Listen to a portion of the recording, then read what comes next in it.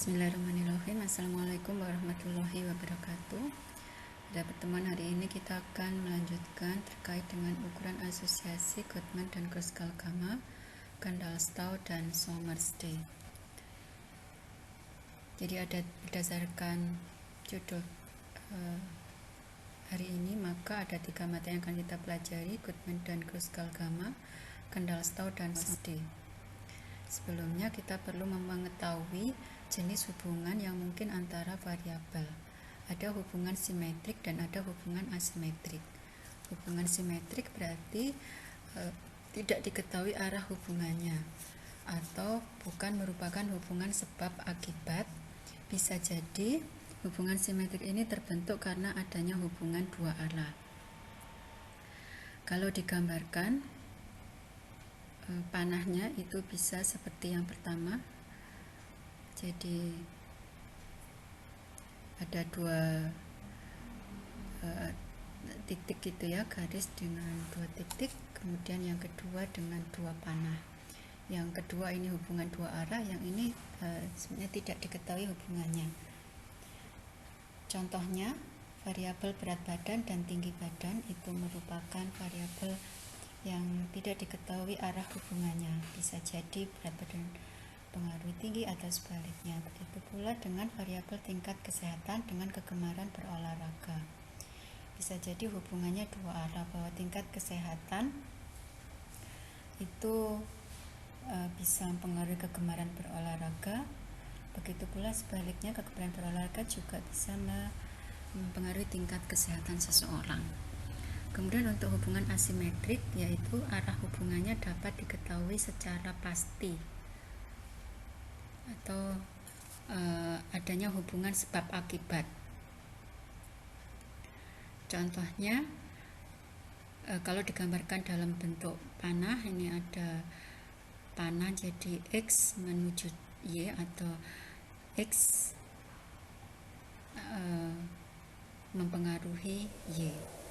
Contohnya, variabel jumlah konsumsi makanan dengan berat badan. Jadi, misalkan semakin banyak makan, porsi makan, maka akan meningkatkan berat badan seseorang. Kemudian kita juga bisa membedakan ukuran asosiasi itu dilihat dari jenis hubungannya, simetrik asimetrik, juga pada skala pengukuran.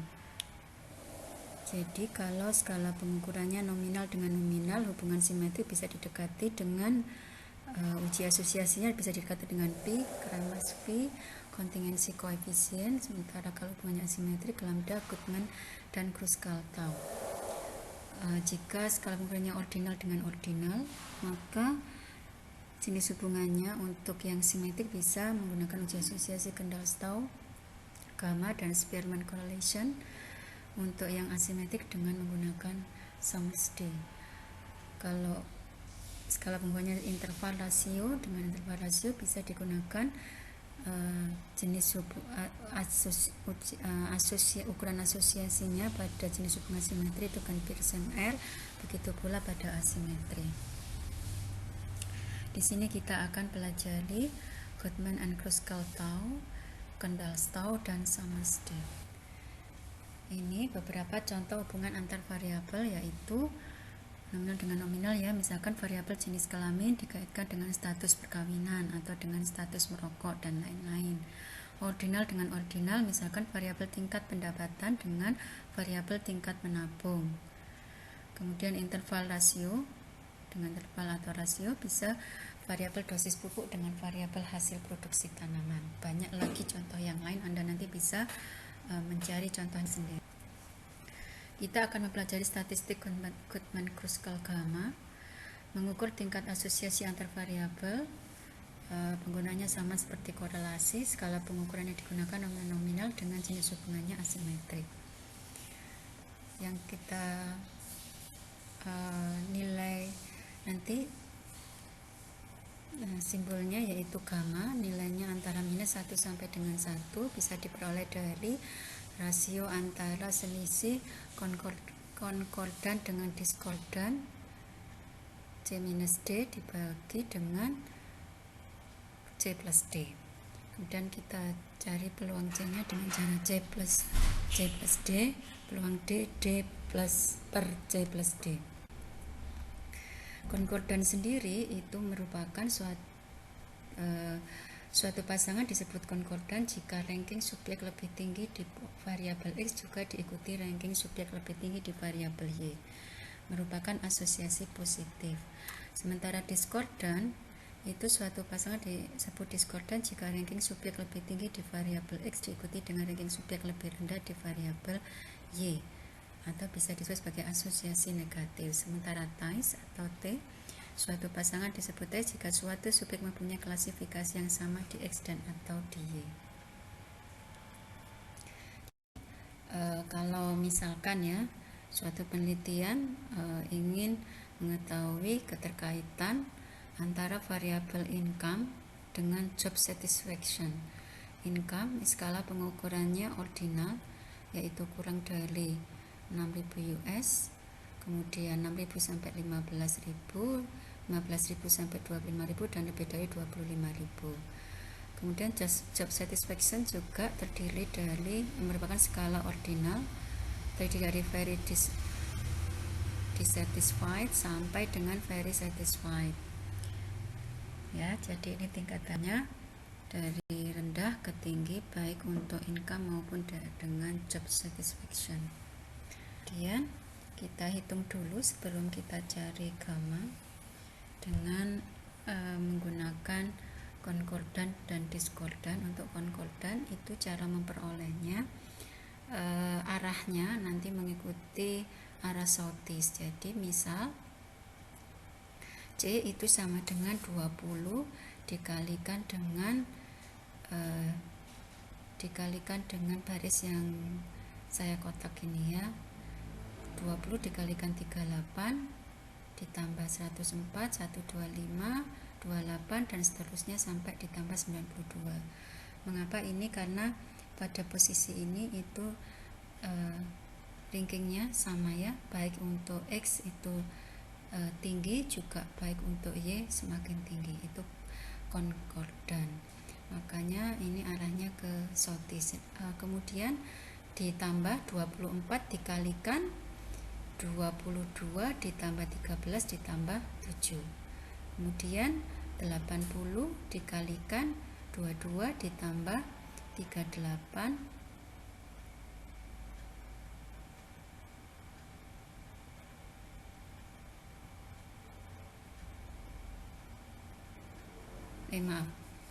20 ya, tadi 20, 38 ditambah 104 dan seterusnya, 24 itu dikalikan 104 ditambah 125, 81 tambah 113 sampai dengan ditambah 92.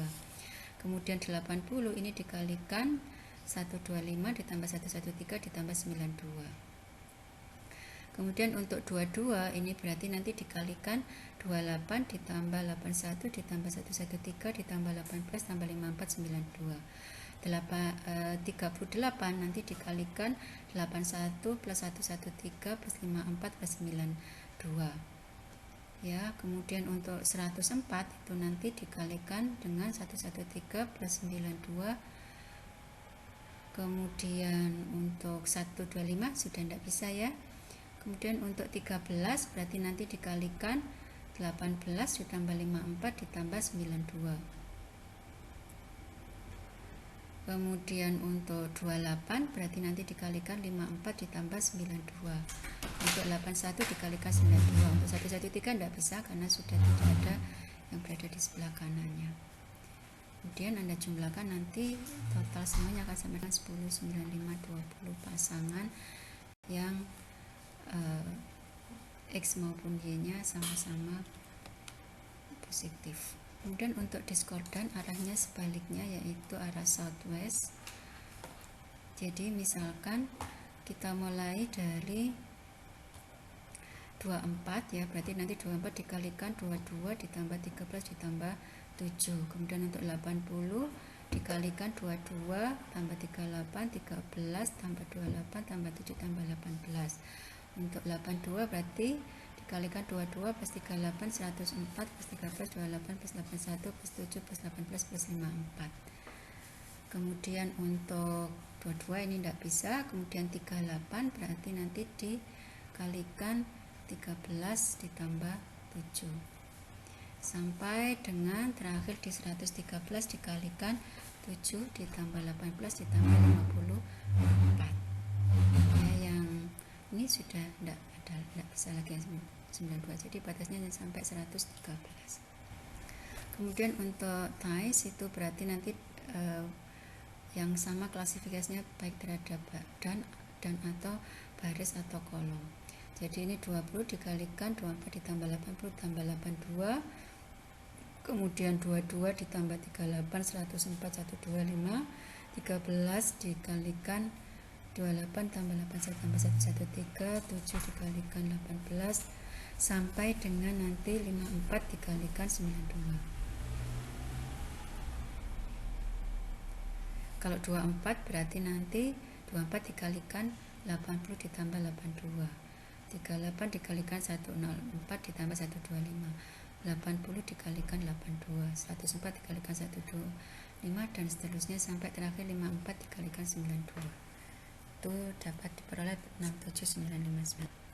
Setelah itu kita masukkan ke rumus gamma sama dengan 0,126546, nilainya positif dan peluang C sebesar 56,33%, peluang diskordannya 43,67%. Artinya bahwa semakin tinggi kepuasan kerja maka semakin tinggi income yang diperoleh dengan tingkat asosiasi keduanya sebesar 0,126546.